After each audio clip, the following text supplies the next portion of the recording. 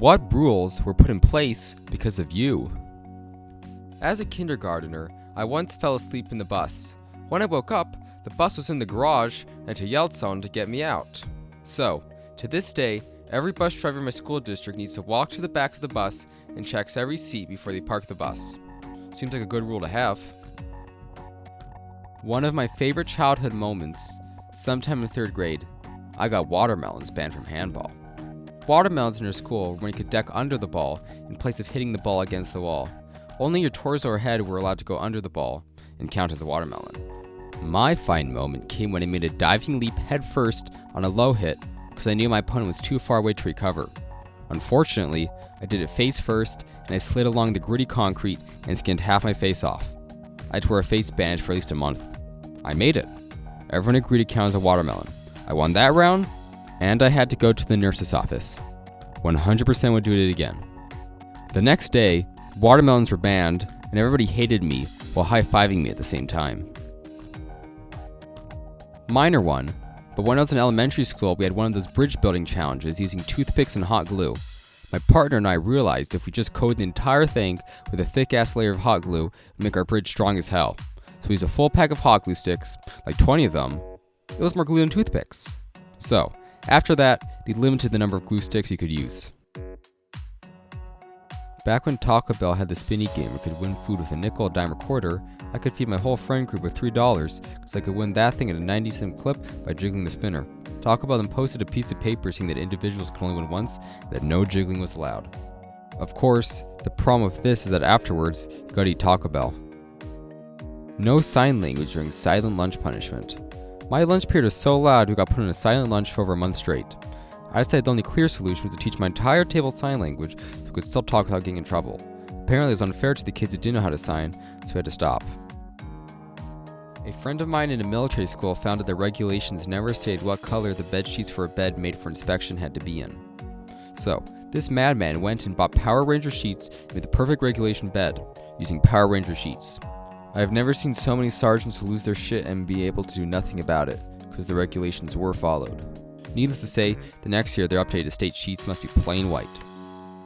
Back in the day, a radio station had a weekly trivia contest. The prize was a free pizza and movie rental. Now that's how you know it's old. I mean, a movie rental? When's the last time you even used a DVD, let alone a movie rental? Somehow, my mom figured out which book they're using for the trivia questions. She bought it and memorized all the answers. Each week, we'd call in immediately. Sometimes we were the first, but even if we weren't, it didn't matter because other people were usually just guessing. We won almost every time. Even though we changed up who would actually make the call, they eventually figured out we were all from the same household. So they made it a rule you couldn't win if your family had already won in the last month or whatever. Up until then, we enjoyed a lot of free pizzas. At a ballpark where concessions at, they had an all-you-can-eat promo day where tickets were more expensive than usual, but concessions around the stadium were free, excluding alcohol, of course.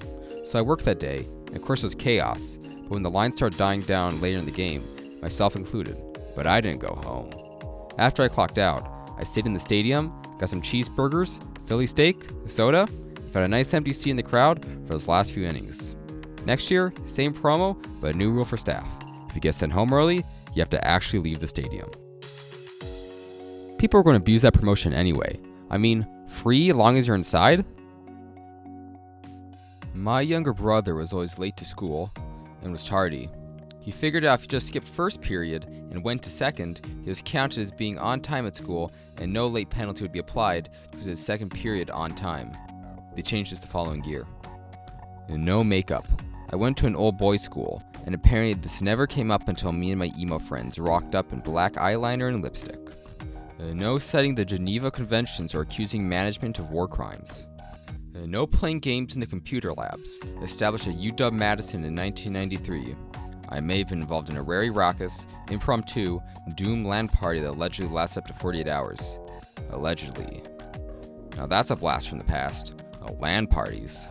Crazy to think in the old days, if you want to play with your friends, you had to sit in the same room. I graduated with my PhD in April 2020. As graduation was virtual, they asked us to take a nice picture that would pop up when they read our names off. The email said family that had been integral to your journey could be in your picture. So I took a picture of my dog and sent it in. The next day they sent another email that said you couldn't have pets or family in your picture. I never sent them another picture, so they used it. That's just mean. I mean, pets are family. Back in the 1980s, we were allowed to pick our own high school classes. My freshman year, I picked 2 gym classes back to back, and the school said no one had ever done that before. Only one gym class was allowed to be scheduled after that. I'm kind of a legend.